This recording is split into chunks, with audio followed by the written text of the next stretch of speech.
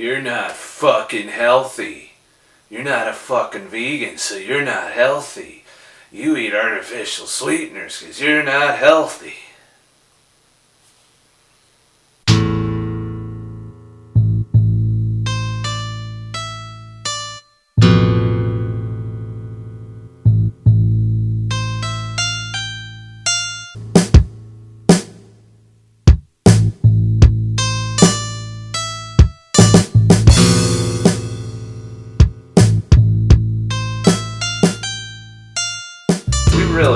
We need to talk. Because I feel like, I've evolved in my views of what's healthy and what's not. First, I want to let you know that I am not putting out the weight loss series this week. For those of you following that series, just keep doing the previous videos protocol. There will be one next week because I've got a lot going on right now, so I'm kind of just trying to throw this quick video out for the week, discussing a topic that's been coming up a lot lately. But for those of you doing that, just keep doing the same protocols that in that other video and the last one, and then next week we'll get back on track. And some of you may need a little time to catch up. Maybe you didn't get to week 3 within 3 weeks, and you're still on doing the week 1 protocols or the week 2. So week 4 will come next week's video. But in the meantime, just keep pressing on with keeping your grams of carbs at 75 per day. Keep doing your 16 and 8s every day, and doing 2 to 3 24-hour fasts a week. Shoot for that. Try and get worked up at least 2 24-hour fasts a week. Keeping your grams of carbs down and trying to eat clean. Less processed, less, So that brings me back to the discussion I want to have. Sorry for the shitty audio. I don't have a lot of time for production value this week. The thing that people seem to be really picky about is what's healthy and what's not. There's all kinds of arguments. If you look in forums and at articles and this, that, and the other, there is all kinds of people trying to tell you what the fuck to eat to be healthy. Now, there are certain things that I agree that almost are universally agreed are not healthy.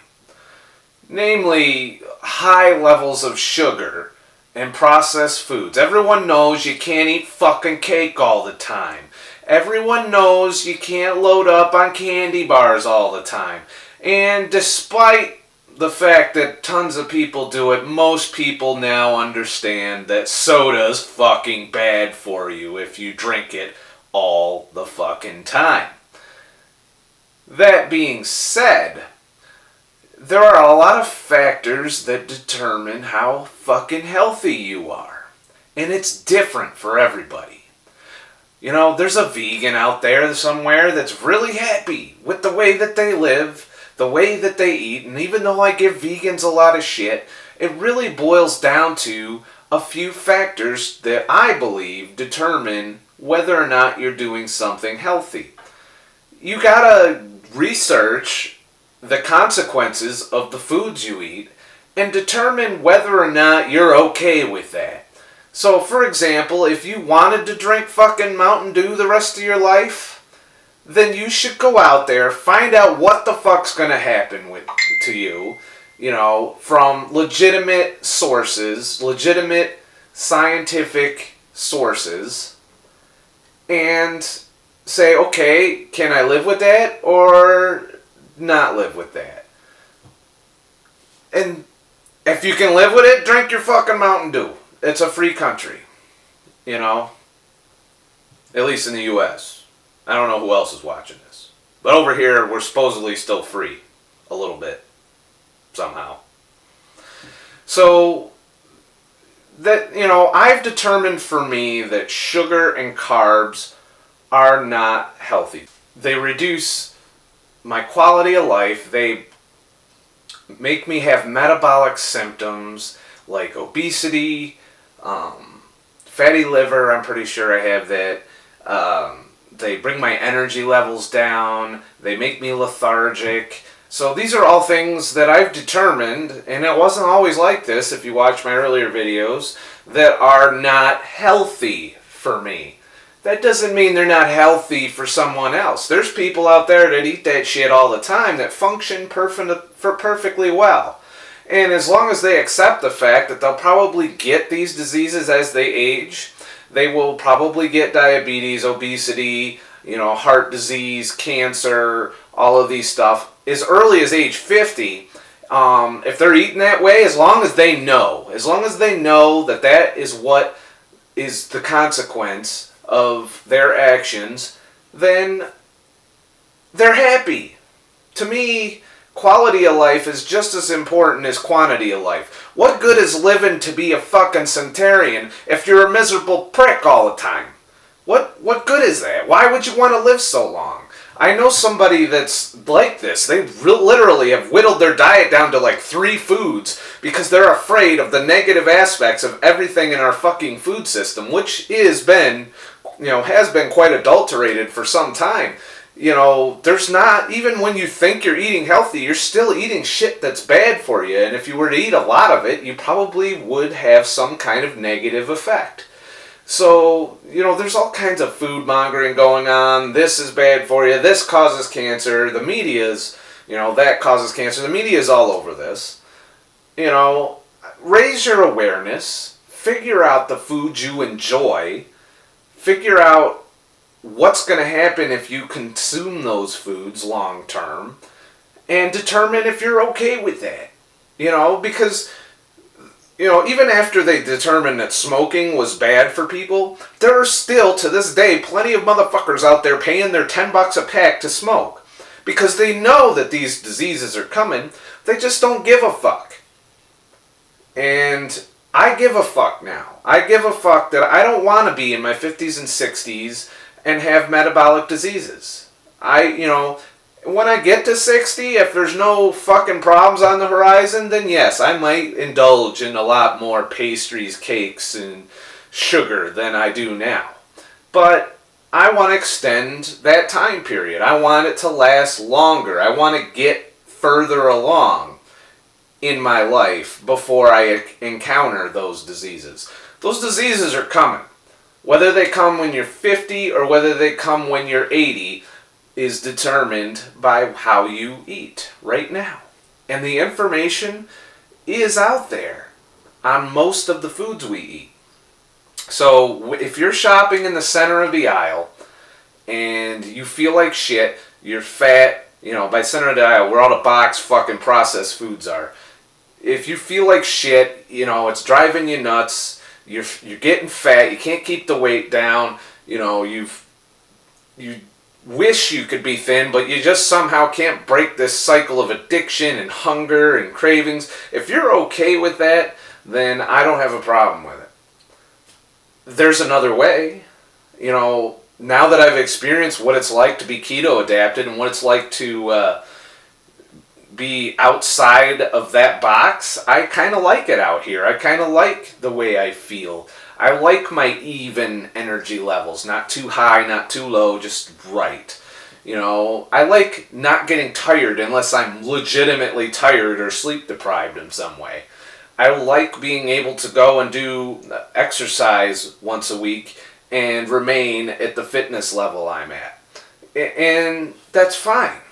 You just gotta figure out your version of what's healthy for you. But stop buying into these fucked up goddamn blog posts that are virally fucking mass shared all over fucking Facebook. I mean, without even vetting them. I see people share things and it drives me up a fucking wall. I'm like, before you repost one of these fucking biased, bad science, cherry-picked fucking this is bad for you because we cherry-picked this one little aspect of the big picture and we show it to you. Oh, and by the way, buy our shit after you read this article. Without going out to the little thing called Google and typing, and saying, hey, is this real? Is this legit? And put the word study in it. And see if you come up with any scientific really research-based studies. Then ask who did those studies. Did they cherry pick? Are they biased? And then make an intelligent decision on whether or not to buy the shit that article's selling you as far as something is good or bad for you. It's the same with diets. It's the same with the, you got the vegan philosophy, you got the ketogenic philosophy, you got the eat calories in, calories out, if it fits your motherfucking macros. You got all of these fucking people out there going, this is what to do. This is the right fucking thing to do, yet they're all different in the negatives. They all have negative aspects to them.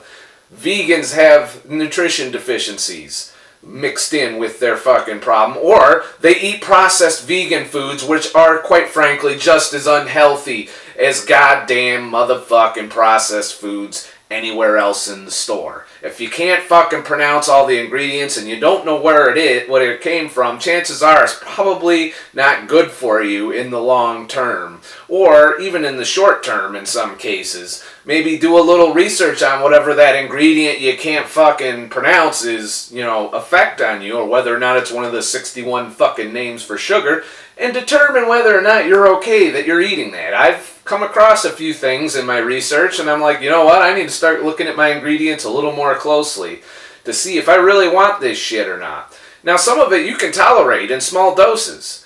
Aspartame's a big one. If you're drinking 10 fucking diet sodas a day, yeah, that's probably going to cause you a long-term health effect. If you're drinking 1 or 2 diet sodas a day, probably your body's going to deal with it just fine. Just saying.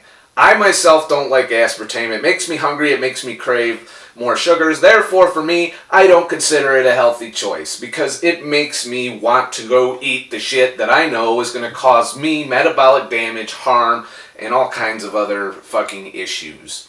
So, trial and error. If you are unsure of how you are responding to a certain food, go without it for a long period of time, like 6 weeks, and then gorge on it and see how you feel when you do so. It's that simple. I've done that with sugar and carbs, and you know what? When I gorge on them motherfuckers, I feel like more shit than ever. I understand the biochemistry of why I feel like more shit than ever. I know that I could continue to eat that shit and gradually feel slightly better, yet not as good as I feel on a ketogenic diet. Slowly over time, I could make it better. But overall, I don't desire to even put myself through that now. And I used to eat that way all the time. So you would think I would be like, fuck it, I'll take half. Fucking give me a whole pizza, wash it down with some fucking cookies and some cheesecake and some goddamn fucking wine on top of that. And yeah, I used to be able to do that. But I felt like shit all the time. Just not as bad shit. When you do something like this for a while, I deprive myself of those things. But when I try and do them now, my body's like, go fuck yourself. You can't eat that. Are you nuts? I'm used to this. I like this. Anytime you switch the way you're eating, your body takes a period of time to fucking figure out what the fuck you're doing and get used to it. It will get used to it. Your body wants to be used to whatever you're doing, so it knows what to do. If you're constantly changing it up, your body's going to be confused. And sometimes that's a tactic to really fuck with your hormones. Keep your hormones guessing. But, these are all aspects you have to ask. So just to summarize, to determine if a food's healthy, A, does it make you fucking happy? Does it improve your mental quality of life? B, what are the side effects? Like any drug, food is just as powerful as any drug on the market. What are the side effects? You ever see those long fucked up goddamn prescription commercials? Well, I believe food commercials should have the same thing. They should say, hey, Pop-Tarts, tastes great, has fortified vitamins and minerals, and, it's really sweet and they're awesome. And then they should have the little thing after. May cause obesity, heart disease, diabetes, may cause high blood sugar in certain individuals, may cause fucking death by grabber or stroke. They should have to do that with food commercials, in my opinion. Let's get the food companies to be a little more honest with the shit they're giving us. But they're not doing that. They're being deceptive. But you can go out there and figure out these things. The the knowledge is out there. Figure it out. Go out and research the things you're eating and see what you're putting in your body. And then figure out if you're okay with that. But don't read the blogs. Read the studies. And if there isn't a study, experiment on yourself. And the way you experiment on yourself is to cut that food out, see how you feel for a while, like 6 weeks, and then reintroduce it to you, and then see how you feel. It's going to taste great when you do it. I know that. When you deprive yourself for a long period of time and you eat something sugary, it's going to fucking taste great. You're going to feel high when you eat it. Then you're going to crash a lot lower than low.